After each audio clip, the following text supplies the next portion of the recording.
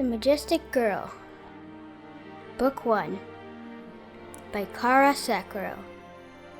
Illustrations and pictures by Kara. Read for you by the author.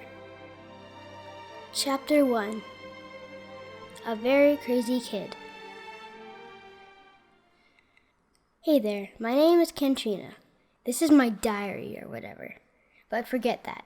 My life has been hectic ever since my sister Liana went to college. I, for one, think that's crazy since she's only 15. But who cares? She always bosses me around, saying I can't eat this, I can't do that, and she says having a diary is unlucky. But with her gone for the summer, it might sound crazy, but her college is active in the summer and off the autumn and winter. I can relax. I don't have to listen to her say I can't have a diary. And I'm actually excited for the summer. And like every kid is, I'm excited for a reason. No school and no bossy sister for like 4 or 5 months. I love the summer. 1, I can go to the water park, like the one up the road, slip and slide water park. 2, I can do whatever I want, like play video games with my friends on my computer and go to their houses. 3, I can do arts and crafts with my mom. And speaking of which, summer's in 2 weeks, and I feel like I'm gonna burst with impatience. I don't even think I can last that long. And no matter how many times I remind myself to be patient, I just can't wait. And, best of all, my mom is taking me to my friend in Denver, Colorado. Her name is Alexandra. She is 12, like me. When we first saw each other when we were 2 months old, we didn't want anything to do with each other. Then, after we played a little, we knew we were going to be best friends forever. So, when we were 9, which was 3 years ago, she moved to Colorado, which is something like 5 million miles away. At first, I didn't know. Then my mom told me, and I cried so much, it was like a waterfall going down my face. But then my mom offered to FaceTime, and I stopped crying. Anyhow, my mom's phone died right at that second, so I had to wait a half hour before I could talk to her, so yeah. Chapter 2, The Good or Bad Life. 2 weeks later. Katrina! My mom screamed. Yeah? I shouted back. I got some good news. What good news? I'm already going to Alexandra's house in 2 days. Your sister's college cut short this summer and sent everyone home. That includes your sister. And, I'm sorry, but we had to postpone our visit since we have to pick up your sister at the bus stop on Tuesday. No! My whole summer is now ruined. My plan was just to relax and stay at Alexandra's for at least 3 weeks. Now we're postponing it for 4 weeks after we originally planned for. And another thing, my sister is coming too. She could ruin our whole 3 weeks of fun. As in, 1 week before, we had wanted to stay up all night watching Stranger Things and eat ice cream with a double layer of hot fudge and a chocolate shell. She's probably going to tell us it's a bad idea and that we shouldn't do it. But we only want to have some fun. We haven't seen each other in, 2 to 3 years? All we want to do is hang out. What's so wrong with that? Chapter 3, A Sister's Stand. No. That was my sister's first word when she came home, and I told her about me and Alexandra's plan. Why? I asked, not really confused since she does this all the time. But why does she want to ruin our fun? Because it's not good for your health, she replied. If you eat too much sugar at bedtime, you're super duper tired in the morning. But it's our sleepover, so why are you trying to make it as boring as heck? Mom says it's fine, and she is our parent. If you ruin it, I'll tell Mom, so back off. With a huff, I stormed into my room and slammed the door as hard as I could before she could follow me. I started to cry. Katrina, what was that? Was I hallucinating? Up here. I looked up just to see a very tiny pixie. I can help you, she said. How? I asked. By taking you to another world. It's called Lacania. Pardon? I said, really confused now. First, a pixie, shows up in my room and says a word I'm familiar with. Wait a minute. I think I read about Lacania in one of my books, I explained. What's your name? Yuko, she told me, still about the size of a pea. I couldn't even see her face, just a pinkish glow.